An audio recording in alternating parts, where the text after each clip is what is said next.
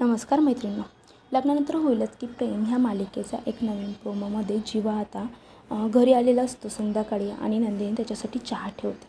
तर जीवा म्हणतो, नंदिनी आज मी खूप खुश आहे कारण सर्व मीटिंग ह्या माझ्या मनासारख्या झाल्या आहेत. तर नंदिनी म्हणते, अरे वा, पण इथून पुढे सर्व काही तुमच्या मनासारखंच होणार आहे.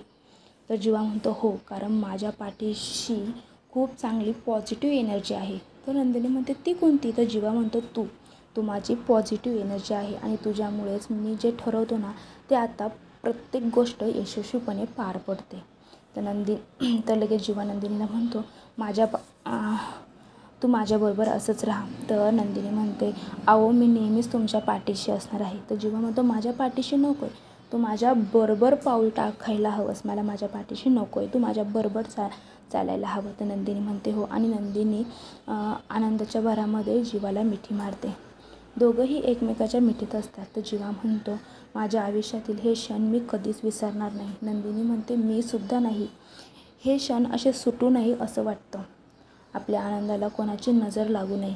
तर अचानक नंदिनीला आठवतं की बाबा आपला डिवोर्स होणार आहे.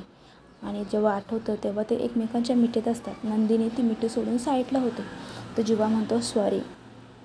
आणि दोघांचेही चेहरे पूर्णपणे पडलेले असतात कारण अजून 5 महिन्याने आपला डिवोर्स होणार आहे आणि आपण हे काय करतो.